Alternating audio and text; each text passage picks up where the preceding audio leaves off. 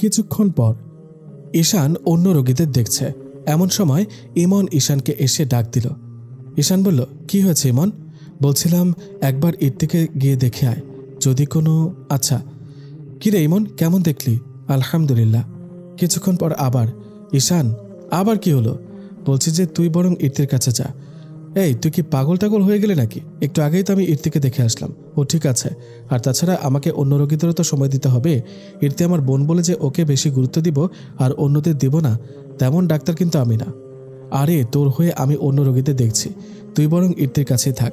কখন কি দরকার পড়ে তুই ওদের নিয়ে চিন্তা করিস না, আমি আছি ওদের কাছে।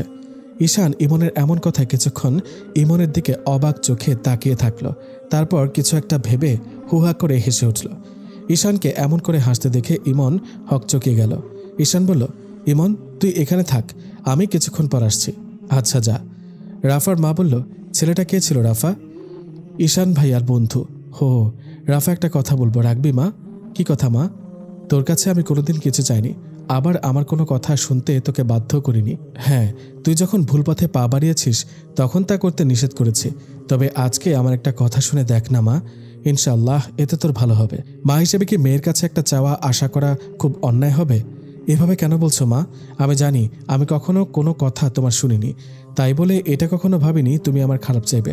তবে হ্যাঁ, আমি ভেবেছিলাম তুমি আমার আনন্দগুলোর মাঝে সবসময় বাধা হয়ে দাঁড়াও। তুমি বলো কি চাও, আমি অবশ্যই সে কথা রাখার চেষ্টা করব। তুই ঈশানকে বিয়ে করতে রাজি হয়ে যা, এটাই আমি চাই। মা, তুমি এটা কিভাবে বলতে পারলে? আমি তো। এর মাঝে রাফার ফোন বেজে উঠল। রাফা তাড়াতাড়ি ফোন রিসিভ করলো, কারণ হসপিটাল থেকে মালা ফোন করেছে। হ্যাঁ মালা বলো। রাফা, তোমার জন্য গাড়ি পাঠিয়েছি, তুমি তাড়াতাড়ি চলে আসো। এখন হসপিটালে? ইতি ঠিক আছে তো মালা? কি হয়েছে? আসলেই সব বুঝতে পারবে, তবে চিন্তা করো না, খারাপ কিছু হয়নি, বরং ভালো কিছু হতে চলেছে। তুমি আন্টিকে একটু ফোনটা দাও তো। মালা রাফার মায়ের সাথে কিছুক্ষণ কথা বলার মাঝে রাফার মা আলহামদুলিল্লাহ বলল এবং হাসি মুখে রাফাকে তাড়াতাড়ি হসপিটালে যেতে বলল। রাফা মাথা মুন্ডু না বুঝেই হসপিটালে রওনা দিল। ঈশান বলল, কি ব্যাপার, আজ ঘুমরানির চোখে ঘুম নাই? বিষয়টা তো ভাবার মতো। ইর্তি বলল, আর ঘুমাতে ভালো লাগছে না, ক্লান্ত হয়ে পড়েছি। ঈশান বলল, মালা আমি কি ঠিক শুনছি? ইর্তি ঘুমিয়ে ক্লান্ত হয়ে পড়েছে? Like seriously? এটাও আমাকে বিশ্বাস করতে হবে? মালা, তুই এখনো বসে থেকে কি করছিস? তাড়াতাড়ি আমাকে একটা চিমটি দে তো। আহ আপু, এত জোরে কেউ চিমটি দেয়? ইসমিন বলল, কেন, তুই তো মালাকে চিমটি দিতে বললি। ইর্তি বলল, আমি অসুস্থ জেনেও তোমরা আমায় নিয়ে মজা নিচ্ছ? ন্যাকা ন্যাকা কান্না করে বলল ইর্তি। ইসমিন পুষ্পাকে ইর্তির পাশে শুইয়ে দিতে দিতে বলল, সরি, ভুলে গিয়েছিলাম। আপু, তুমি তো সন্ধ্যার একটু পরেই বাসায় গেলে, তো আবার কেন এখন আসলে? তুমি তো কালকে সকালে আসবে বললে। ইসমিন ইর্তির পাশে বসে বলল, তোকে এখন যা বলবো তা মনোযোগ দিয়ে শুনবি, তারপর তোর মতামত জানাবি, কেমন? কি কথা আপু? ঈশান বলল, আমরা ভাবছি ইমনের সাথে তোর বিয়ে দেব, এতে কি তোর কোনো আমত আছে? ইর্তি তার ভাইয়ার কথা শুনে অবাক হয়ে তাকিয়ে আছে। ঈশান বলল, ইর্তি তোর মন যা বলে তাই বল, আমরা তোকে কেউ জোর করব না।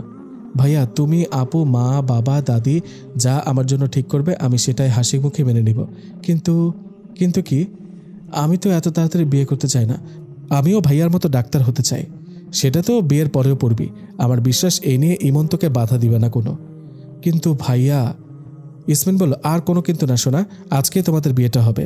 ছেলেটা তোকে এই অবস্থায় একটু দেখতে পাচ্ছে না বলে ভিতরে ভিতরে গুমড়ে মরছে। মালা বলল, মানে? ঈশান বলল, হ্যাঁ রে মালা, আপু ঠিক বলেছে।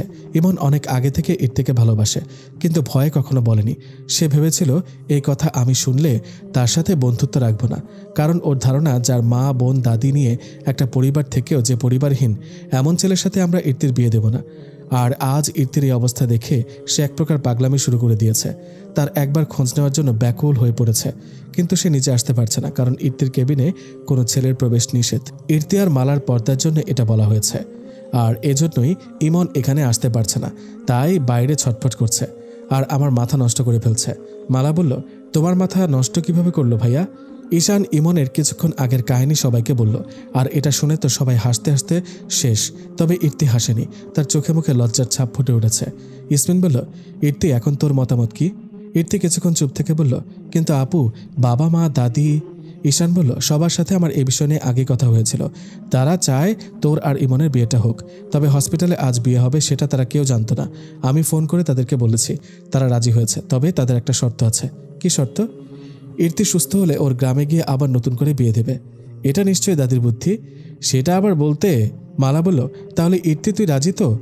ইর্তি বলল, আমি আমার পরিবারের খুশিতে খুশি। আমার মা বাবা তোমরা আমার জন্য যেটা ঠিক করবে আমি সেটাই চোখ বন্ধ করে মেনে নিব। ঈশান ইর্তিকে জড়িয়ে ধরতে গেলেই ইর্তি বলে উঠল, ভাইয়া লাগছে তো। Oh sorry. ঈশানের কাণ্ডে সবাই হেসে দিল। রাফা বাইরে থেকে সব শুনল এবং এদের এত হাসি খুশি দেখে তার চোখে পানি চলে আসলো। কি সুখী পরিবার এদের, সবার মধ্যে কতটা মিল। আচ্ছা, আমার ভাইয়া থাকলেও কি আমার জন্য এভাবে ভাবতো, আমাকে এভাবে ভালোবাসতো? ঈশান বলল, ইমন তাড়াতাড়ি পাঞ্জাবিটা পরে নে। ইমন বলল, কি তখন থেকে বকে চলেছিস ঈশান? আমি এসব এখন কোন দুঃখে পড়তে যাব? দুঃখে না বন্ধু, সুখে পড়বে, সুখে। দাঁত কেলিয়ে বলল। ইমন বলল, তোর সুখটা কি জানতে পারি? আজ আমার বোনের বিয়ে, তাই তোকে এসব পড়তে বলছি। বিয়ে এখন এই রাত 11টায়, তাও আবার তার বোনের। ওয়েট, তুই কার বিয়ের কথা বলছিস? কার আবার? ইর্তির। প্লিজ ঈশান, আমাকে জোর করিস না, আমি এই বিয়েতে থাকতে পারবো না। সেটা বললে তো হবে না, তোকে থাকতেই হবে। ঈশান, আমি সবসময় তোর সব কথা রাখার চেষ্টা করেছি, কিন্তু আজ পারলে আমাকে ক্ষমা করে দিস, বলেই চলে যেতে নিল ইমন। ঈশান বলল, আমার বোন অসুস্থ বলে আমার বোনকে বিয়ে করতে তোর এত সমস্যা? ঈশানের কথা শুনে ইমন থমকে দাঁড়ালো।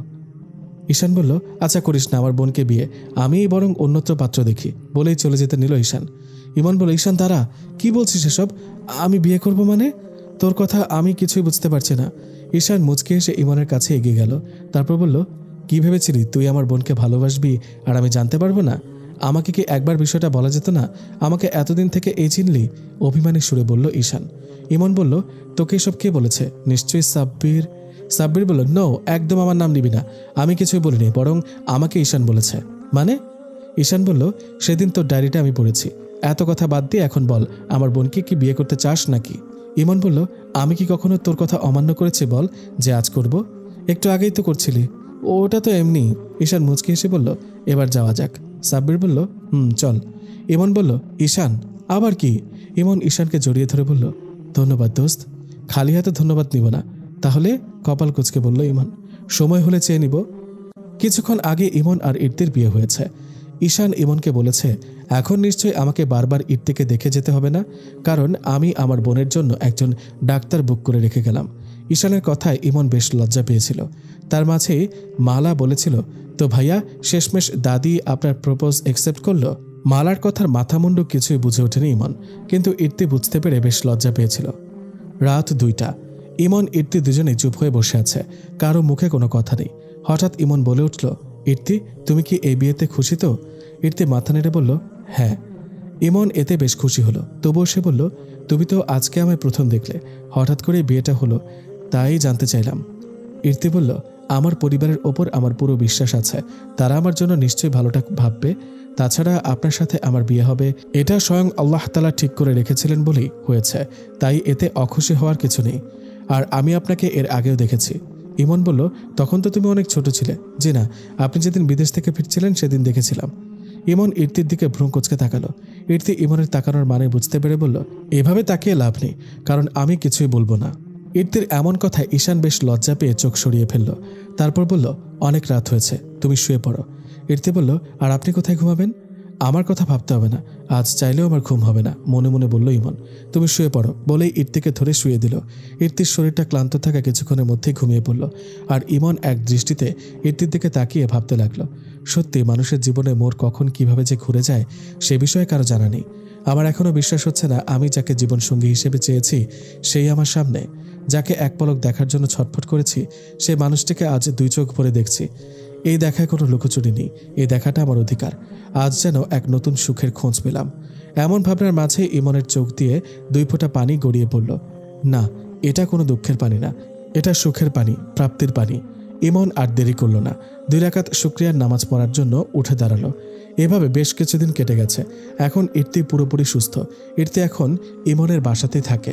ইসমিন ও তার মা বাবা বলেছিল ওদের আবার নতুন করে বিয়ে দেওয়ার পর ইমনের বাসায় পাঠাবে, ততদিন ইর্তি তাদের বাসাতেই থাকবে। কিন্তু এ বিষয়ে ঈশান মত দেয়নি। তার কথা, বিয়ে যখন হয়ে গেছে তখন ওরা আলাদা থাকবে না, আবার বিয়ে হবে তখন হবে। ঈশানের কথায় কেউ আর অমত করেনি। রাফা ঘুম থেকে উঠে দেখে সে তার মায়ের রুমে। প্রথমে অবাক হলেও পরে কাল রাতের কথা মনে পড়ে গেল। রাফা কাল রাতে নিজে এসে ওর মাকে বলেছে সে ঈশানকে বিয়ে করতে রাজি। এটা শুনে রাফার মায়ের মুখে হাসি ফুটে ওঠে। মায়ের মুখে হাসি দেখে রাফা মনে মনে বলল, আজ পর্যন্ত আমি কখনো তোমার কোনো কথা শুনিনি, কখনো তোমার মুখের হাসির কারণ হয়নি। তোমার চোখের প্রতিটা পানি ছিল আমার দেওয়া। কখনো তোমায় বুঝতে চাইনি, সবসময় কথা শুনিয়েছি। তোমার চাওয়াগুলোকে অপমান করেছি, তুচ্ছ করেছি। আজ না হয় তোমার একটা চাওয়া পূরণ করলাম, তোমার মুখের হাসির কারণ হলাম। বিশ্বাস করো মা, তোমার এই হাসিটুকু দেখে কি যে শান্তি লাগছে তোমায় সেটা বলে বোঝাতে পারবো না।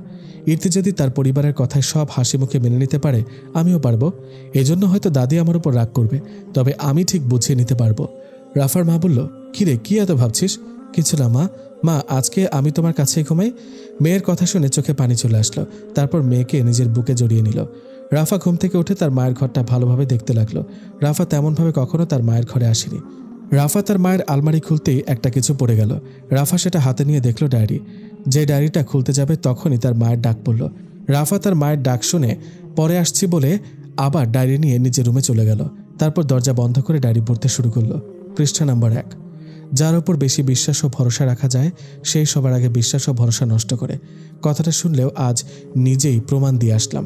তাই না ভাইয়া? আমাকে ক্ষমা করতে পারবে তো ভাইয়া? পৃষ্ঠা নম্বর 2। আজ আমার বিয়ে।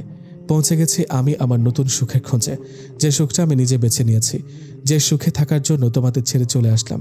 কিন্তু সত্যি কি আমি সুখী হতে পারবো? পৃষ্ঠা নম্বর 3। ভাইয়া, আজ হসপিটালে জয়েন করেছি। তোমার ইচ্ছা আজ আমি পূরণ করেছি, কিন্তু সেটা তোমাকে জানাতে পারলাম না। তবে আমি তোমার কথা রাখবো। অসহায়দের পাশে আমি সব সময় থাকবো, যেই পরিস্থিতির মধ্যেই থাকি না কেন। পৃষ্ঠা নাম্বার 4। আজ তুমি মামা হয়েছ ভাইয়া। তোমার তো মামা ডাক শোনার খুব ইচ্ছা। আমি নিয়ে যাব আমার ছেলেকে তোমাদের কাছে। আমার বিশ্বাস আমার ছেলেকে দেখলে তোমরা আর আমার উপর রাগ করে থাকতে পারবে না। পৃষ্ঠা নাম্বার 5। আজকে নিজেকে খুব অপরাধী মনে হচ্ছে। আজ চোখের পানিগুলো আমাকে ঘৃণা করছে। তাই তো আমি চাইলেও কাঁদতে পারছি না। শুধুমাত্র আমার জন্য বাবাকে এত অপমান নিয়ে চলে যেতে হলো। আমি খুব স্বার্থপর, খুব স্বার্থপর। তা না হলে শুধুমাত্র নিজের কথা ভেবে এতগুলো মানুষকে কষ্ট দিয়ে আসতে পারতাম না। আমাকে ক্ষমা করে দিও বাবা। পৃষ্ঠা নাম্বার 6। আজ যার জন্য সব ছেড়ে আসলাম, আজ তাকেই হারিয়ে ফেললাম। আজ নিজেকে খুব অসহায় মনে হচ্ছে। তোমাকে জড়িয়ে ধরতে খুব ইচ্ছা করছে মা। খুব মনে পড়ছে তোমাকে আজ। আজ সবাই আমাকে দোষী ভাবছে। সবাই ভাবছে আমার জন্য আমার স্বামী চলে গেছে পৃথিবী থেকে। কিন্তু বিশ্বাস করো মা, আমি তখন খুব অসহায় ছিলাম। আমি যদি তখন হসপিটালে না যেতাম, তাহলে হয়তো এক অসহায় সন্তানকে বিনা চিকিৎসায় পৃথিবী ছাড়তে হতো। কিন্তু কেউ আমার কথা বুঝতে চাইছে না। পৃষ্ঠা নম্বর 7। আমায় ক্ষমা করে দিও ভাইয়া। আমি তোমার কথা রাখতে পারলাম না। তোমার ইচ্ছার মূল্য আমি রাখতে পারলাম না। আমি আজ থেকে আমার ডাক্তারি পেশা ছেড়ে দিলাম। আজ আবারও শুধু নিজের স্বার্থের কথা ভাবলাম। নিজের ছেলের ভালোর জন্য তোমার স্বপ্নকে আমি মাটি চাপা দিয়ে দিলাম। পৃষ্ঠা নম্বর 8। জীবনটা এলোমেলো হয়ে গেল আমার। সুখের খোঁজে পৌঁছানোর আগেই সুখটাই হারিয়ে ফেললাম। আজ সব থেকেও আমার কিছু নেই, নিঃস্ব আমি। আজ বুঝতে পারছি প্রিয়জন হারানোর ব্যথা কখনো মুছে যায় না, বরং আরও গভীর হয়ে থাকে। তাই তো আজও আমি মুছে ফেলতে পারিনি। এখন আমি তোমার কষ্টটা অনুভব করতে শিখে গিয়েছি। আমি আমার কর্মের ফল পেয়ে গেছি মা। আমি আমার এক সন্তানকে অনেক আগেই হারিয়ে ফেলেছি। আরেক সন্তান থেকেও আমার থেকে অনেক দূরে। আমার সন্তানের চোখে আজ আমি অপরাধী, যেমনটা আমি তোমার চোখে অপরাধী। পৃষ্ঠা নম্বর 9। আজ প্রথম আমি নাফিসাকে মিথ্যা আশা দিয়ে মহিলা কলেজে ভর্তি করালাম। এটা না করলে যে মেয়েটা আমার গহীন সাগরে অতলে তলিয়ে যেত। তখন চাইলেও যে মেয়েটাকে আমি নিরে ফেরাতে পারতাম না। মা হয়ে এটা আমি কিভাবে মেনে নিব? আর তাছাড়া নাফিসাকে বুঝতে হবে যেটা ও ভালোবাসা ভাবছে সেটা ওর ভালোবাসা না, কেবল আবেগ। রিফাতকেও ভালোবাসে না, কিন্তু সেটা আমার মেয়েটাই বুঝতে পারছে না। পৃষ্ঠা নম্বর 10। যে নাফিসা ছোটবেলায় নানু বাড়ি যাব বলে মাথা খারাপ করে দিত, আজ নাফিসা সেই নানুর বাড়ি যাচ্ছে। কিন্তু পাগলি মেয়েটা আমার জানতেই পারল না। আমার মেয়েকে দেখে কি তোমরা চিনতে পারবে? পারবে কি করে? তোমরা তো কখনো ওকে দেখোইনি। ইস, আজ আমার খুব ইচ্ছা করছিল ওদের সাথে আমার নিজের গ্রামে যাবার। পৃষ্ঠা নম্বর 11। গ্রাম থেকে এসে আমার মেয়েটা অনেক পাল্টে গেছে। পাল্টাবে না কেন? যার এমন নানি, যার এমন মামা মামি, মামাতো বোনেরা আছে, সে না পাল্টে থাকতে পারে? পাগলি মেয়েটা আজ আমায় আমার গ্রামের গল্প শোনাচ্ছে, যে গ্রামে আমার জন্ম, যে গ্রামে আমার বড় হয়ে ওঠা। পৃষ্ঠা নম্বর 12। আজ অনেকদিন পর কাছ থেকে ঈশানকে দেখলাম। বাবা মারা যাওয়ার দিন ঈশানকে একবার কোলে নিয়েছিলাম। ঈশান একদম ছোট ছিল বলে কাউকে বলতে পারেনি সে তার ফুপ্পিকে দেখেছে। এরপর যতবার দেখেছি দূর থেকে, ঈশান একদম ভাইয়ার মতো হয়েছে। কি সুন্দরভাবে গুছিয়ে কথা বলতে পারে। জানি না ছেলেটা আমার মেয়েটাকে বিয়ে করতে রাজি হবে কিনা। যদি হয় তাহলে কি ভাইয়া মেনে নেবে আমার মতো বিশ্বাসঘাতকের মেয়েকে নিজের ছেলের বউ হিসেবে? পৃষ্ঠ নম্বর 13। আমি কখনো পারবো না ভাইয়া তোমার সামনে দাঁড়াতে। যে মেয়ে তোমার ইচ্ছার মূল্য রাখেনি সে মেয়েরই ইচ্ছা পূরণ করার জন্য তার মেয়েকে নিজের ছেলের বউ করতে রাজি হয়ে গেলে, এটা জানার পরেও যে সে মেয়ে তোমাদের মনের মতো নয়, তোমাদের মতো করে সে বেড়ে ওঠেনি, আধুনিক একটা মেয়ে যার মধ্যে ইসলামের ছিটে ফোটাও নেই। তুমি এত ভালো কেন ভাইয়া? তুমি এত কিছুর পরেও তোমার বুড়িকে আগের মতোই ভালোবেসে যাচ্ছ, আর আমি ছি, আজ নিজের উপর ঘৃণা হচ্ছে। পৃষ্ঠ নম্বর 14। আজ আমি অনেক খুশি। আজ আমার মেয়ে আমার কথায় রাজি হয়েছে, সে ঈশানকে বিয়ে করতে রাজি হয়েছে। আমার বিশ্বাস ঈশানের মতো ছেলের সাথে নাফিসার বিয়ে হলে সে খুশি হবে। আমার বিশ্বাস ঈশানই পারবে আমার মেয়েকে সুখের খোঁজে পৌঁছে দিতে। রাফার 2 চোখ বেয়ে পানি পড়ছে। রাফা ডায়েরিটা বন্ধ করতে যাবে এমন সময় একটা চিঠি পেল। চিঠিতে লেখা, প্রিয় মা, বিশ্বাস করুন মা, আমি আপনার ছেলেকে কেড়ে নিইনি, তবুও আপনি আমায় শুধু শুধু ভুল বুঝে আমার পরিবার থেকে দূরে সরিয়ে এনেছেন। আমার ছেলেকে আমার থেকে কেড়ে নিয়েছেন, আমার মেয়েটাকেও ভুল পথে নিয়ে যাচ্ছেন। কেন? কি ক্ষতি করেছি আমি বলতে পারেন? শুধু আপনার ছেলেকে ভালোবেসেছিলাম। আপনার ছেলেকে বাবার জন্য পরিবার ছেড়ে চলে এসেছি। এটা কি আমার দোষ? হ্যাঁ, তবু আমি স্বীকার করলাম আমার দোষ। দেন আমাকে শাস্তি। কিন্তু নয়ন, নাফিসা এরা তো কোনো দোষ করেনি, তাহলে এদের কেন শাস্তি দিচ্ছেন? প্লিজ মা, আপনি আমার মেয়েটাকে আর ভুল পথে এগিয়ে দিয়েন না। আমি চাইলেই কিন্তু নাফিসাকে সত্যিটা বলতে পারি। আমি যদি নাফিসাকে বলি আপনি ওর সৎ দাদি, আপনি ওর ভাইয়াকে ওর থেকে দূরে সরিয়ে রেখেছেন, তাহলে কি নাফিসা আর আপনার কথা শুনবে? কিন্তু এসব আমি কিছুই বলবো না, কারণ আমি জানি আপনি নাফিসার বাবাকে কখনো সৎ সন্তান ভাবেননি, ওকে নিজের থেকেও বেশি ভালোবাসতেন। ওনার জন্যই আপনি কোনো সন্তান নেননি। তাই আমি চাই না সত্যিটা বলে আপনাকে নতুন করে আঘাত দিতে।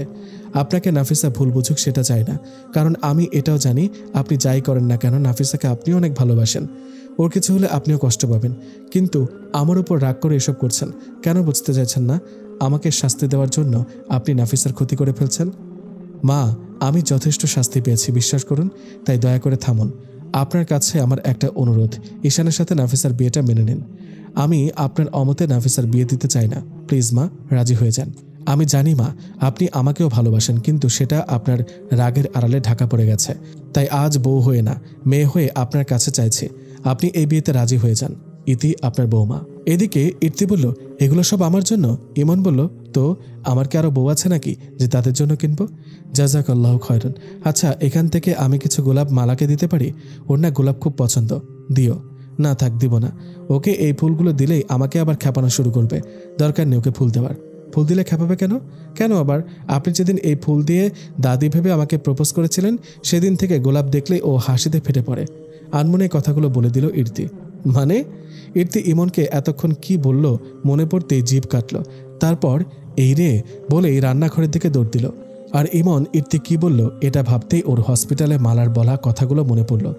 সেদিন মালা বলল অবশেষে দাদি আপনার প্রপোজ অ্যাকসেপ্ট করলো, আর আজ ইর্তি বলল আমি তাকে দাদি বলে প্রপোজ করেছি। অঙ্কটা, ওরে হ্যাঁ, এজন্যই ইর্তির বিয়ের দিন বলেছিল ও আমাকে আগেই দেখেছে।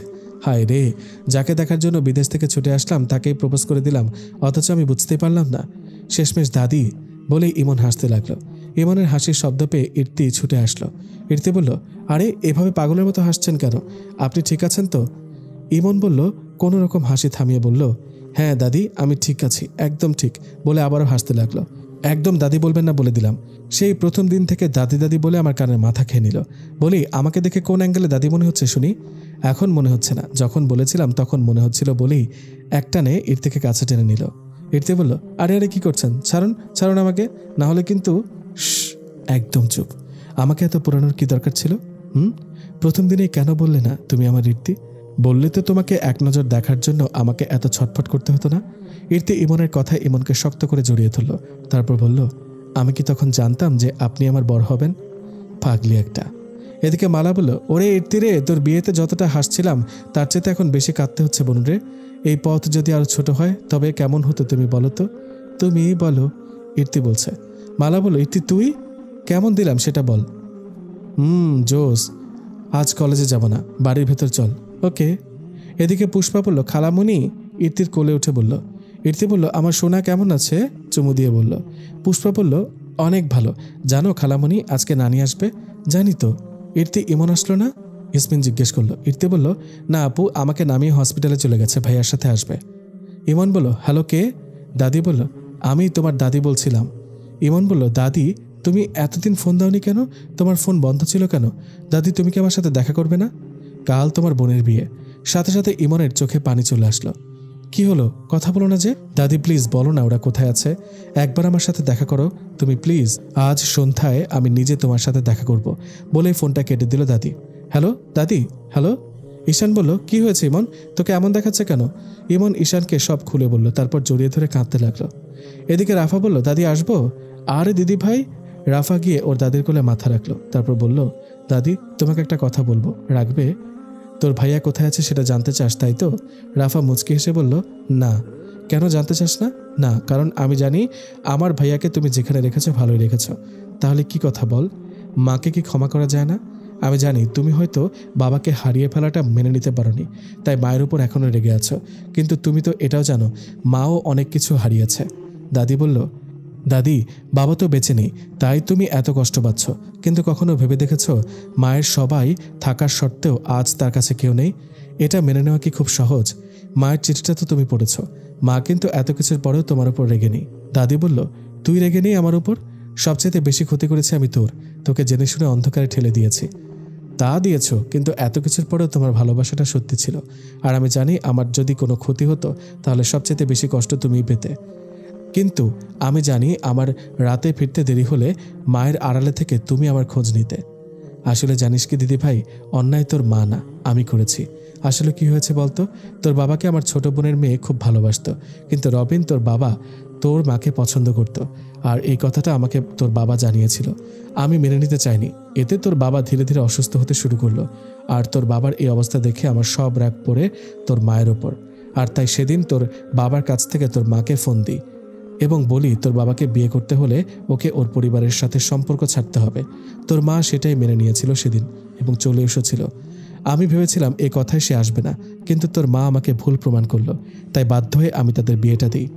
আর এই বিয়ের খবর শুনে আমার বোনের মেয়েটা সুইসাইড করার চেষ্টা করেছিল, আর এটা শোনার পর আমার মাথা গরম হয়ে যায়। আর তাই সেদিন তোর মাকে যা ইচ্ছা তাই বলি, এবং এটাও বলে দিই যে সে যদি ভদ্র মেয়ে হতো তাহলে আমার কথায় রাজি হয়ে পরিবার ছেড়ে চলে আসতে পারতো না। আর এই কথাটা তোর বাবা শুনে ফেলে, তাই সেদিন তোর বাবা আমাকে একটা কথা বলে বাড়ি ছেড়ে চলে গিয়েছিল। কি বলেছিল বাবা? বলেছিল, মা, একজন ভালোবেসে পরিবার ছাড়বে আর একজন ভালোবেসে পরিবারের সাথে থাকবে, এটা তো অন্যায়। তাই আজ আমিও আমার পরিবার ছাড়লাম। আজ থেকে এটাও ভেবে নিও তোমার ছেলেও ভদ্র না। এভাবে অনেক দিন কেটে যাওয়ার পর আমি আমার ভুলটা বুঝতে পারি, তাই ছুটে যাই ওদের ফিরিয়ে আনতে। কিন্তু গিয়ে দেখি তোর বাবার অনেক জ্বরের চোটে ঠিকমতো কথাও বলতে পারছিল না। তোর বাবার এই অবস্থা দেখে আমি তোর বাবাকে জিজ্ঞেস করি, তোর মা কোথায়? তখন তোর বাবা বলে সে হসপিটালে গিয়েছে। তাই আমি তোর বাবার মাথায় জলপট্টি দিয়ে আর বলি, নাইমা, রাফার মা, আসলেই তোদের বাড়ি নিয়ে যাব, আর নাইমার পরিবারের কাছে গিয়ে আমি নিজে ক্ষমা চাইব। এই কথা শোনার পরই তোর বাবা শুধু বলেছিল, মা, আমি না থাকলেও তুমি নাইমাকে তোমার কাছে রেখো, আর আমার ছেলেকেও দেখে রেখো। এই কথা বলেই তোর বাবা শেষ নিঃশ্বাস ত্যাগ করে, আর সাথে সাথে পাশের রুম থেকে ভেসে আসে নয়নের কান্না। তখন এতটাও রাগ হয়নি তোর মায়ের ওপর, কিন্তু তোর বাবার মাটি হওয়ার পর যখন হসপিটাল থেকে ফোন আসে আর তোর মা সাথে সাথে নয়নকে কান্না অবস্থায় একজনকে দিয়ে বলে, আপা একটু ছেলেটাকে দেখে রেখো, আমি কিছুক্ষণের মধ্যেই ফিরে আসছি, তখন আমার প্রচুর রাগ হয়। সেদিন আমি ঠিক করি তোর মাকে আমি শাস্তি দেব, তাই সেদিন আমি নয়নকে সরিয়ে ফেলি তোর মায়ের জীবন থেকে। তবুও তোর মা আমার সাথে বাসায় ফিরতে চায়, তখন আমি তাকে বলি যদি সে ডাক্তারি পেশা ত্যাগ করে তাহলেই আমি ওকে নিয়ে আসব। আর সেদিন তোর মা আমার কথায় রাজিও হয়ে যায়, তবে আমাকে একটা শর্ত দেয়, আমি যেন নয়নকে একজন ডাক্তার বানাই। আমিও সেদিন কথা দিয়েছিলাম তোর মাকে, তবে আমি আজও বুঝে উঠতে পারি না কেন তোর মা আমার এক কথায় ডাক্তারি ছেড়ে দিল। যে তার দায়িত্ব পালন করার জন্য অসুস্থ স্বামীকে রেখে নিজের ডিউটিতে চলে যায়, সে আমার এক কথায় সে পেশা ছাড়লো কেন? আর এত কিছুর পরেও এই বাড়ি থেকে চলে যায়নি কেন? কারণ আমি আপনার ছেলেকে কথা দিয়েছিলাম মা, তার অনুপস্থিতিতে আমি আপনাকে দেখে রাখবো। রাফার মা হঠাৎ করে এসে কথাটা বলল। দাদি বলল, তুমি? হ্যাঁ মা, আমি। পারলে আমাকে ক্ষমা করে দিও বৌমা। আপনি কেন ক্ষমা চাইছেন? ক্ষমা তো আমি চাইব। ক্ষমা চাইতে হবে না, আমার উপর থেকে রেগে থাকিস না, তাহলেই হবে। সত্যি বলতে আমি আপনার উপর একটু হলেও রেগেছিলাম, কিন্তু যখন আপনি রাফার আর ঈশানের বিয়েতে মত দিয়েছেন তখন আমার সব রাগ ফুস হয়ে গেছে। আয় মা, আমার কাছে আয়। আজ বুঝতে পারছি প্রতিশোধ নেওয়াতে কোনো সুখ নেই, শান্তি নেই, আছে শুধু জ্বালা যন্ত্রণা। সুখ তো আছে ক্ষমাতে, যা এক নিমিষেই সকল যন্ত্রণা জ্বালা যন্ত্রণা নিভিয়ে দেয়। কিন্তু আমরা ভাবি প্রতিশোধ নিয়েই সুখী হওয়া যায়। এই ধারণাটা যে একদম ভুল তা আজ প্রমাণ পেলাম। যে প্রতিশোধের জন্য এত কিছু করলাম সে প্রতিশোধ এমনিতেও আমার ক্ষত শুকাতে পারল না, বরং ক্ষমায় এক নিমেষে সে ক্ষত দূর করে দিল। আজ নিজেকে অনেক হালকা লাগছে, এ বলে রাফার মাকে বুকে জড়িয়ে নিল রাফার দাদি। আর তা দেখে রাফা একটা প্রশান্তিময় হাসি দিল। ইসমিন বলল, ইমন তুমি ইর্তিদের সাথে যাও রাফাদের বাড়ি, ওরা সন্ধ্যায় এ বাড়ি থেকে সবাইকে ডেকেছে। আমরা তো যেতে পারবো না, কাজ আছে অনেক, তাই তোমরাই যাও, ঘুরে আসো। তবে হ্যাঁ, তাড়াতাড়ি ফিরে আসবে। ইর্তি বলল, আপু আমাদের হয়ে গেছে। কিছুক্ষণ আগেই সবাই রাফাদের বাড়িতে এসেছে। ইর্তি অনেকক্ষণ থেকে খেয়াল করছে ইমনের মনটা খারাপ, তাই ইমনকে এক সাইডে ডেকে নিয়ে গেল। ইমন বলল, কিছু বলবে? ইর্তি বলল, কি হয়েছে আপনার? অনেকক্ষণ থেকে লক্ষ্য করছি কিছু একটা ভেবে চলেছেন। আরে তেমন কিছুই হয়নি, তুমি এসব না ভেবে আনন্দ করো। একটা কথা বলবো, আপনি না চাইলে আমাকে কিছু বলবেন না, এটা নিয়ে আপনাকে কখনো জোর করব না, কিন্তু কখনো মিথ্যা বলবেন না। মিথ্যা আমার সহ্য হয় না একদম। চোখে জল নিয়ে কথাগুলো বলল। তারপর ওখান থেকে চলে আসতে নিলেই ইমন একটানে ইর্তিকে জড়িয়ে ধরে কাঁদতে লাগলো। হঠাৎ ইমনের এমন ব্যবহারে ইর্তি চমকে উঠল। তারপর অস্থির হয়ে জিজ্ঞাসা করতে লাগলো, কি হয়েছে? ইমন ইর্তিকে সব কথা খুলে বলল। ইর্তি ইমনকে কি বলবে বুঝতে না পেরে অনেকক্ষণ চুপ থেকে বলল, প্লিজ কাঁদবেন না, আপনার কান্না আমার সহ্য হচ্ছে না। ধৈর্য রাখুন, দেখবেন একদিন সব ঠিক হয়ে যাবে। একটা কথা মনে রাখবেন, দুঃখের পর্ব শেষ হওয়ার পরেই সুখের পর্ব শুরু হবে। ততদিন একটু কষ্ট করুন প্লিজ। ইমন ইর্তির দিকে কিছুক্ষণ তাকিয়ে থেকে বলল, এজন্যই বলা হয়েছে পৃথিবীর সব চাইতে বড় পাওয়া একজন উত্তম জীবনসঙ্গী, আর আমি সেটা পেয়েছি। এজন্য মহান রবের কাছে কোটি কোটি শুক্রিয়া। বলেই ইর্তির কপালে একটা চুমু দিয়ে বলল, যাও রাফার কাছে, আমি ঠিক আছি। ইর্তি বলল, তাহলে কথা দেন আমি চলে যাওয়ার পর আর কাঁদবেন না? যার জীবনে এমন বউ থাকে তার চোখের জল বেশিক্ষণ শোভা পায় না। আচ্ছা তাহলে আমি গেলাম। পাগলি একটা। এদিকে রাফা বলল, মালা, মায়ের ঘরে আমার শাড়িটা রাখা আছে, একটু প্লিজ নিয়ে আসো না। ওকে ভাব্বু আনতেছি। ভাব্বু? এটা আবার কি? ভাবিকে ভাব্বু বলে ডেকেছে, ইর্তি বলল। মালা বলল, যাই শাড়ি নিয়ে আসি। মালা বলল, ফুপ্পি তুমি এখানে, আর আমি তোমাকে খুঁজে চলেছি। রাফার মা বলল, কেন, কিছু দরকার? বলো কেন খুঁজছিলে? মালা ঠোঁট উল্টে বলল, আমি তোমার 10টা না 5টা না 3টা নাম্বার ভাতিজি, আর তুমি আমাকে তুমি করে বলছো? রাফার মা বলল, সরি ভুল হয়ে গেছে মা, এবার বল কেন খুঁজছিলি? রাফা শাড়ি চাইল। হো, তুই এক কাজ কর, আলমারিতে রাখা আছে, গিয়ে নিয়ে নে, আমি এদিকটা একটু দেখি। ওকে মাই ডিয়ার সুইট ফুপ্পি। মালা শাড়ি নিয়ে রাফা রুমের দিকে ফেরার সময় একটা বাচ্চা মেয়ের সাথে ধাক্কা খায়। ফলে মেয়েটার হাতে থাকা পায়েসের বাটিটা মালার গায়ে পড়ে যায়। মালা পায়েসগুলো টিস্যু দিয়ে মুছতে মুছতে বলল, বাবু এভাবে কেউ না দেখে হাঁটে না, যদি পড়ে যেতে তাহলে ব্যথা পেতে, তাই না? মাথায় হাত বুলিয়ে বলল। মালার কথায় মেয়েটা বলল, আন্টি আসলে আমি ইচ্ছা করে ফেলিনি, ওই যে আঙ্কেলটা যাচ্ছে ওই আঙ্কেলটা আমাকে ধাক্কা দিয়েছে। ঠোঁট ফুলিয়ে বলল। মালা বলল, এত বড় একটা লোক একটা বাচ্চা মেয়েকে ধাক্কা দিয়ে চলে যাবে আর কেউ কোনো প্রতিবাদ করবে না? এটা হলে তো লোকটার সাহস বেড়ে যাবে। এই মেয়ে চলো আমার সাথে। এই লোক আপনি কি চোখে দেখেন না? চোখ কি হাতে নিয়ে ঘোরেন চুরি হয়ে যাবার ভয়ে? আপনার চুরির কথায় আগুন। কি ভাবেন নিজেকে? হ্যাঁ, একটা বাচ্চা মেয়েকে ধাক্কা দিয়ে চলে যাবেন আর কেউ প্রতিবাদ করবে না? এমনটা যদি ভেবে থাকেন তাহলে আপনার ভাবনাকে ছুঁড়ে ফেলে দেন। এই মালার সামনে কেউ অন্যায় করে কেউ পার পায় না, কথাটা মাথায় রাখবেন, ওকে? আহারে বাবু, হাত জ্বালা করছে, ভালো হয়ে যাবে। বাবুটা বলল, আরে আন্টি পায়েস তো আপনার হাতে পড়েছে, আমার জ্বালা করবে কেন? মালা বলল, ওই একই ব্যাপার, চলো তুমি আমার সাথে। রিফাত বলল, আরে এতটুকুতে মরিচের ঝাঁজ শেষ? মানে আপনি কি বলতে চান? আরে আপনি? অবাক হয়ে বলল। রিফাত বলল, কেন এতক্ষণ আমার উপর সাইক্লোন, ঘূর্ণিঝড়, নার্গিস সব প্রয়োগ করে দেখতে পাননি? না পাইনি, তবে আমার আগেই বোঝা উচিত ছিল এমন কাজ আপনার দ্বারাই আশা করা যায়। তার মানে কচুর ডিম। হ্যাঁ রাফা আসছি বলেই চলে গেল। রিফাত বলল, এই মেয়েটা আসলে কি? শুকনো মরিচ, কাঁচা মরিচ, ধানি মরিচ, গোলমরিচ, যত প্রকার মরিচ আছে সবগুলো একসঙ্গে মিশালেও এই মেয়ের কাছে ফিকে হয়ে যাবে বলে মুচকি হাসি দিয়ে চলে গেল। আঙ্কেল আপনাকে একজন ছাদে ডাকলো। কে? জানি না বলেই চলে গেল ইমন। ইমন যতই ছাদের দিকে এগিয়ে যাচ্ছে ততই মনে এক অন্যরকম প্রশান্তি অনুভব করছে। কিন্তু কেন? রাফার মা বলল, কি হয়েছে মা, এভাবে ছাদে নিয়ে আসলেন কেন? রাফার দাদি বলল, যাও তোমার ছেলের কাছে। রাফার মায়ের মুহূর্তে চোখ দুটো ঝাপসা হয়ে গেল। কি বলছেন মা? নয়ন? আমার নয়ন কোথায় আছে? ওই যে, আঙুল দিয়ে ইশারা করে বলল। রাফার মা কাঁপা কাঁপা পায়ে সামনের দিকে এগিয়ে গেল। তারপর কিছুক্ষণ তাকিয়ে থেকে ইমনকে 2 হাতে জড়িয়ে ধরে পাগলের মতো কাঁদতে লাগলো, যেন সে তার আটকে রাখা প্রাণ ফিরে পেয়েছে। ইমনের সাথে হঠাৎ এমন কিছু হয় ইমন চমকে উঠল। তারপর বলে উঠল, আন্টি কি হয়েছে আপনার? এভাবে কাঁদছেন কেন? আন্টি প্লিজ কান্না থামান। কি হয়েছে আমাকে বলুন। রাফার মা অসহায়ভাবে ছেলের দিকে কিছুক্ষণ তাকিয়ে থেকে আবারও কাঁদতে লাগলো। আন্টি প্লিজ শান্ত হন, কি হয়েছে আমাকে বলুন। হঠাৎ চর পড়ল ইমনের গালে। আহ! রাফার দাদি বলল, একটা থাপ্পড় দিব, আর একবার যদি মাকে আন্টি বলেছিস। ইমনের কান টেনে বলল। ইমন দাদির কথায় থমকে দাঁড়ালো। তারপর অবাক দৃষ্টিতে তাকিয়ে থাকলো। রাফার দাদি বলল, কিরে দাদু ভাই, এভাবে তাকাচ্ছিস কেন? বলেছিলাম তো আজ আমি নিজেই তোর সাথে দেখা করব।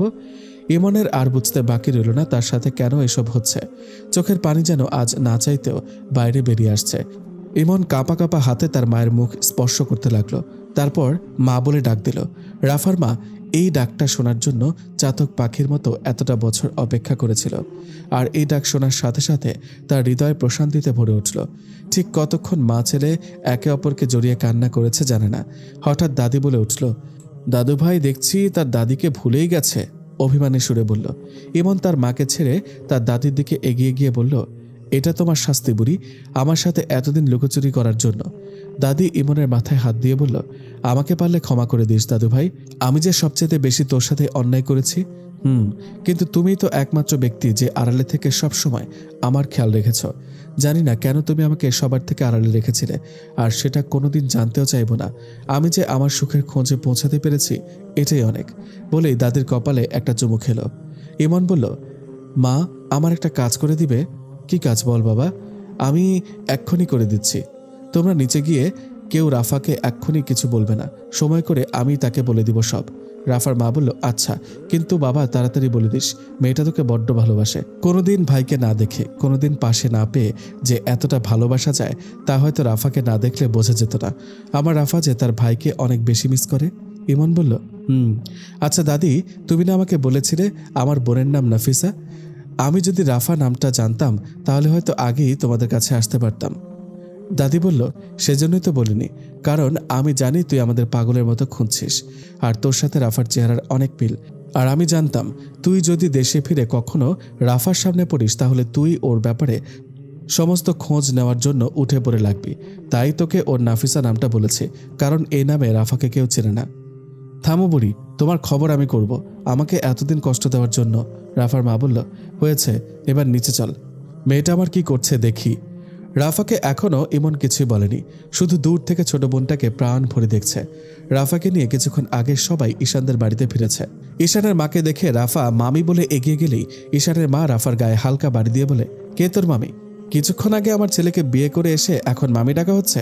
ইমনকে দেখতো, ওকে আমার মামি বলে। সাথে সাথে ইমন ঈশানের মাকে একটা চিমটি দিল, আর ঈশানের মাও চুপ হয়ে গেল।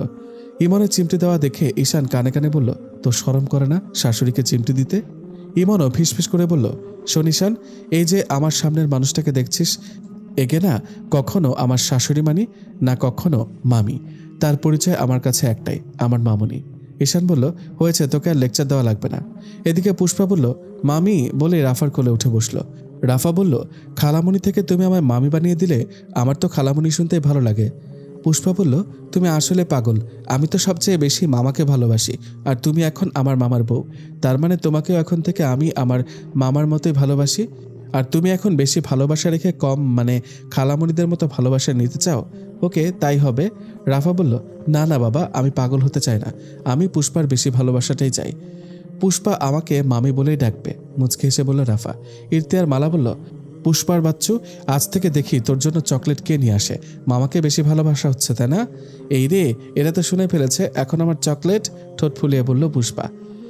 এদিকে কিছুক্ষণ আগে রাফাকে ঈশানের ঘরে রেখে যাওয়া হয়েছে। রাফা বলল, আজ আমি সত্যি একটা সুখী পরিবার পেয়েছি। আচ্ছা, আমার তো এই বিয়ে করে কষ্ট পাওয়ার কথা, তাহলে আমি কষ্ট পাচ্ছি না কেন? তাহলে কি মায়ের কথাটাই ঠিক? রিফাতকে আমি কখনো ভালোবাসিনি, রিফাত শুধু আমার আবেগ আর জেদ ছিল। হ্যাঁ, তাই হবে, তা না হলে বিয়েটা আমি এত ইজিলি করতে পারতাম না। কিন্তু আমি তো রিফাতকে ঠকালাম, রিফাতকে আমাকে ক্ষমা করবে? আর ঈশান, সে কি সব জেনে আমাকে মেনে নেবে? সে তো আমার মায়ের কথা রাখতে বিয়েতে রাজি হয়েছে। সে তো জানে আমি রিফাতকে ভালোবাসি, তাহলে কি আমি এই সুখী পরিবারটা হারিয়ে ফেলবো? আমার জীবনে কি আবারও অন্ধকার নেমে আসবে? ভাইয়া, তোকে আজ খুব মিস করছি রে। তুই থাকলে হয়তো ঈশানের মতো তুইও তোর বোনের সমস্যাগুলো তাড়াতাড়ি বুঝতে পারতি। এসব ভাবনার মাঝেই ঈশান রুমের ভিতরে আসলো। ঈশানকে আসতে দেখে রাফা একটু নড়ে চড়ে বসলো। ঈশান রাফার দিকে এগিয়ে রাফার কপালে হাত রেখে দোয়া পড়ল। তারপর রাফাকে নামাজ পড়ার জন্য অজু করে আসতে বলল। রাফাও চুপচাপ ঈশানের কথা মতো অজু করে এসে ঈশানের সাথে নামাজে দাঁড়িয়ে নামাজ আদায় করল। নামাজ শেষ হওয়ার পর থেকে ঈশান খেয়াল করছে রাফা মনোযোগ দিয়ে কিছু ভেবে চলেছে। ঈশান রাফাকে চুপ থাকতে দেখে বলল, আমি জানি আমাকে এত সহজে মেনে নেওয়াটা তোমার পক্ষে সম্ভব নয়। ভয় নেই, আমি তোমাকে কখনো জোর করব না।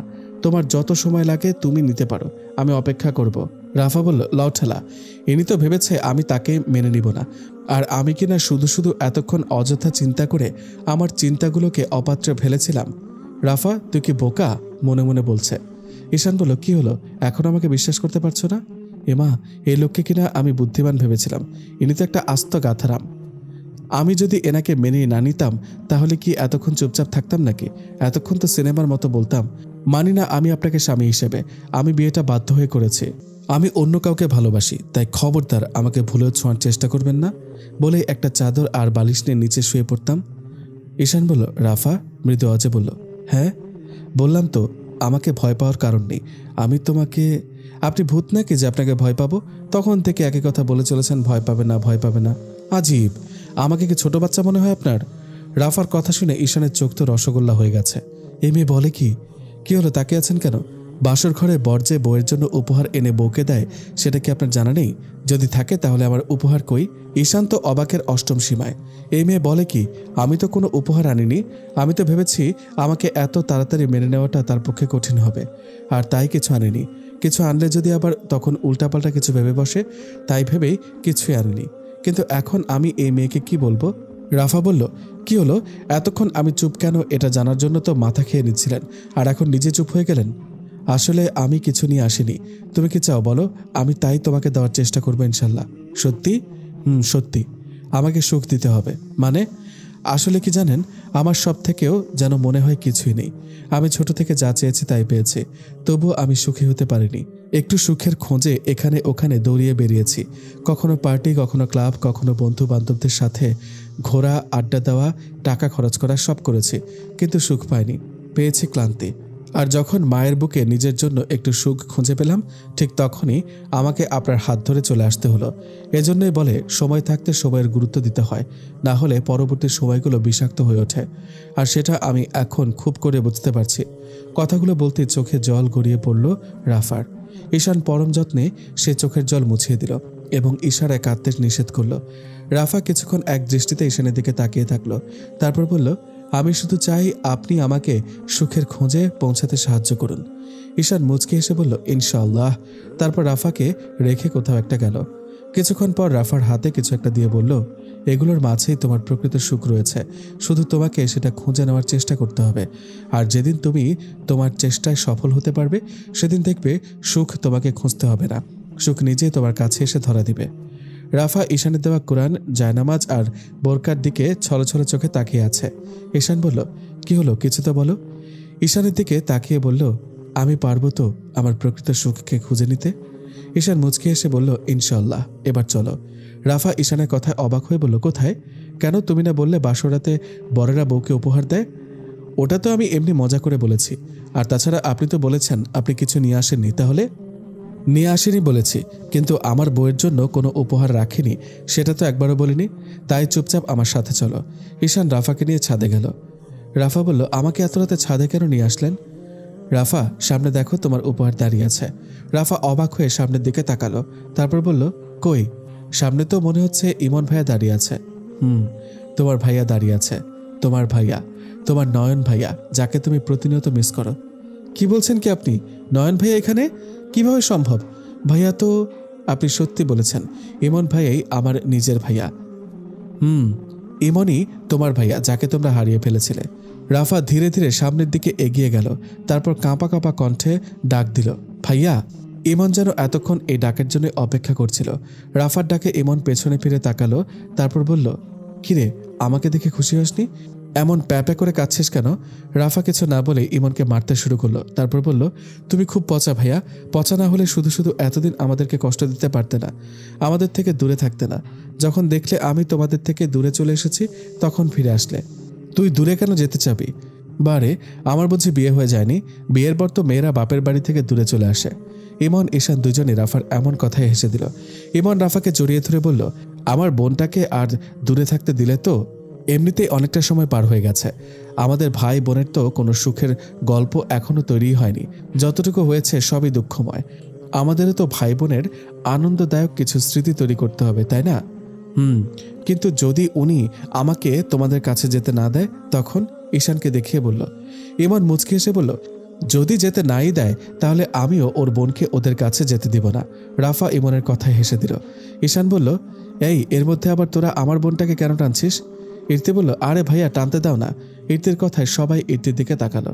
ইর্তি বলল, ভাইয়া আমাকে তোমাদের কাছে আসতে না দিলে আমাদের জন্যই ভালো। ভালো কিভাবে? বারে, আমাদের ভাই বোনের তো অনেক আনন্দদায়ক গল্প আছে। এবার না হয় একটু ভাই বোনের বেদনাদায়ক কিছু গল্প তৈরি হোক। কি বলো ভাইয়া? ঈশানের হাত জড়িয়ে ধরে বলল। ঈশান বলল, ওরে বাস, তুই তো দারুণ বলেছিস। আমি তো এটা ভেবে দেখিনি। আরে ইমন, আমার কোনো সমস্যা নেই আমার বোনকে আসতে না দিলে। রাফা বলল, ভাইয়া। ইমন বলল, ইর্তি তুমি চাও না আমার আর আমার বোনের মধ্যে কোনো আনন্দদায়ক গল্প থাকুক? ইর্তি বলল, অবশ্যই চায় না। আপনার আনন্দদায়ক গল্পের জন্য তো আর আমি আমার ভাইয়ার বেদনাদায়ক গল্প তৈরি করতে পারি না। ইমন কিছুক্ষণ ইর্তির দিকে তাকিয়ে ইর্তি কি বলল বোঝার চেষ্টা করলো। আর যখন বুঝতে পারলো তখন হুহা করে হাসতে লাগলো। রাফা বেশ লজ্জা পেল। ঈশান লজ্জা পেল তা প্রকাশ না করে ইর্তিকে বলল, বেশি পাকামো করলে একদম কান মলে দিব। রাফা বলল, আচ্ছা আচ্ছা, আমি যাব না। ইর্তি বললেই তো হয় তুমি তোমার আর ভাইয়ার মধ্যে কোনো বেদনাদায়ক গল্প রাখতে চাও না। শুধু শুধু আমাদের দিয়ে বোঝানোর কি দরকার? আমরা কি বাচ্চা যে কিছু বুঝি না?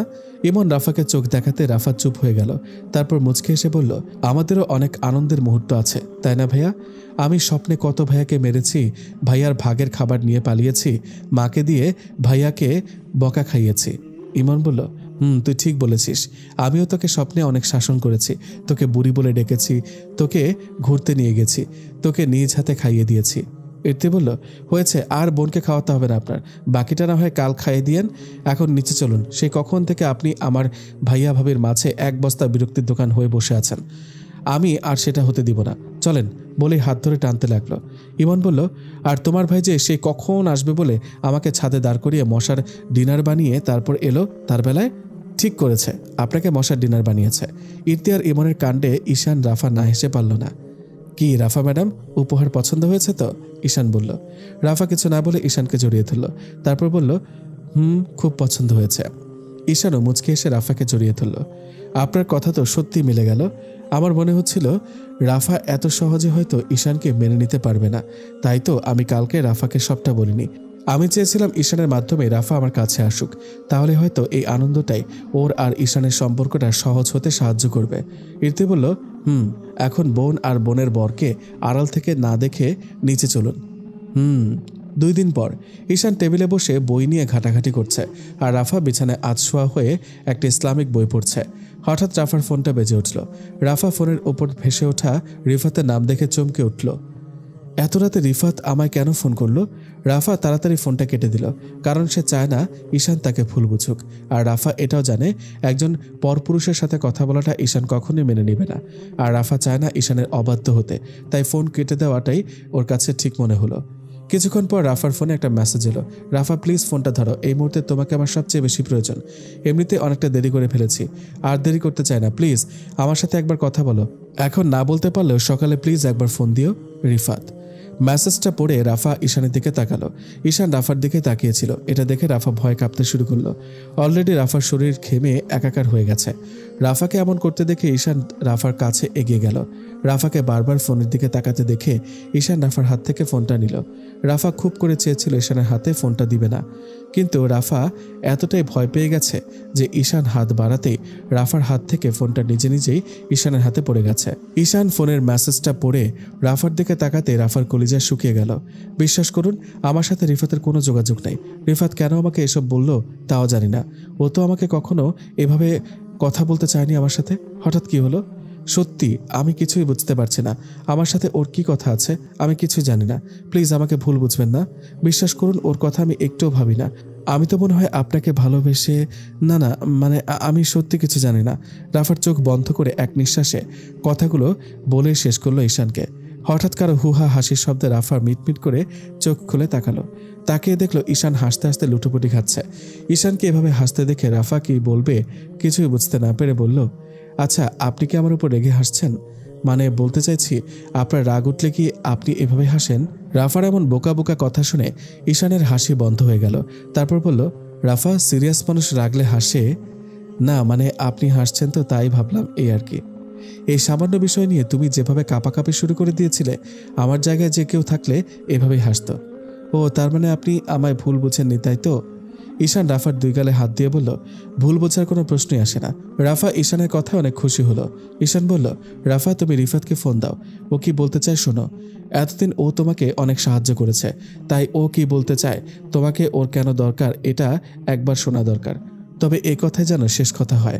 আমি চাই না এরপর তুমি কোনো ছেলের সাথে কথা বলো। কিন্তু রিফাত যদি। চিন্তা করো না, তুমি যেটা নিয়ে ভয় পাচ্ছ সেটা রিফাত তোমাকে কোনোদিনও বলবে না। রাফা ঈশানের কথা শুনে অবাক হলো। ওর ধারণা ঈশান এত জোর গলা দিয়ে কিভাবে বলছে যে রিফাত আমাকে কিছু বলবে না। ভাবনা শেষ হলে রিফাতকে ফোনটা দাও। রাফা মাথা নাড়িয়ে রিফাতকে ফোনটা দিল। রিফাত ফোন রিসিভ করে রাফাকে কিছু বলার সুযোগ না দিয়েই বলতে শুরু করলো, রাফা প্লিজ, তুমি যেভাবেই হোক ঈশানকে রাজি করো। আমি ওকে ছাড়া থাকতে পারবো না। সারাদিন শুধু ওর কথায় মাথায় ঘুরছে। প্লিজ, ওর জন্য কেউ বিয়ের প্রস্তাব নিয়ে গেলেও যেন ঈশান ভাইয়া রাজি না হয়। ওর সাথে যেন আমার বিয়ে দিয়ে দেয়। প্লিজ রাফা, আমাকে সাহায্য করো। আমার বিশ্বাস ঈশান ভাইয়া তোমার কথা রাখবে। প্লিজ রাফা, ওর সাথে যেন আমার বিয়েটা হয়, সেটা তুমি একটু ব্যবস্থা করে দাও। রাফা প্লিজ। রাফা যেমনভাবে হোক ফোনটা ধরেছিল, এখনও তেমনভাবেই আছে। ওর যেন নড়ার কোনো শক্তি নেই। রিফাত রাফাকে চুপ থাকতে দেখে বলল, কি হলো রাফা, তুমি আমাকে সাহায্য করবে না? রাফা এবার একটু নড়েচড়ে বলল, তুমি কার কথা বলছো রিফাত? মালা। রিফাতের কথা শুনে রাফার কাশি উঠে গেল। তা দেখে ঈশান তাড়াতাড়ি রাফাকে পানি খাইয়ে দিয়ে বলল, তুমি ঠিক আছো তো? ঈশানের গলা পেয়ে রিফাত ফোন রেখে দিয়েছে। মালা আর রিফাত দুজনেই চুপ করে বসে আছে। রিফাতকে চুপ থাকতে দেখে মালা বলল, আমাকে একটা খাতা কলম দেন। মালার কথা শুনে রিফাত মালার দিকে তাকিয়ে বোঝার চেষ্টা করতে লাগলো মালা খাতা কলম নিয়ে এখন কি করতে পারে। আমাকে দেখার অনেক সময় পাবেন, আগে যেটা বলেছি সেটা করেন। রিফাত খাতা কলম নিয়ে এসে মালাকে দিল। মালা তাতে কিছু একটা লিখে রিফাতের হাতে দিয়ে বলল, এই দোয়াটা আমার কপালে হাত দিয়ে পড়েন। রিফাত চুপচাপ মালার কথা মতো দেখে দেখে দোয়াটা পড়ল। মালা এবার শান্ত গলায় বলল, আমি আপনাকে কিছু কথা বলতে চাই। হয়তো ভাববেন যেখানে বিয়ের রাতে বউয়েরা লজ্জায় চুপচাপ বসে থাকে সেখানে আমি এত কথা কেন বলছি, কিন্তু কথাগুলো বলা আমার খুব জরুরি। রিফাত মুচকি হেসে বলল, আমি কিছু ভাবছি না, তোমার যা বলার আছে বলো, আমি শুনবো।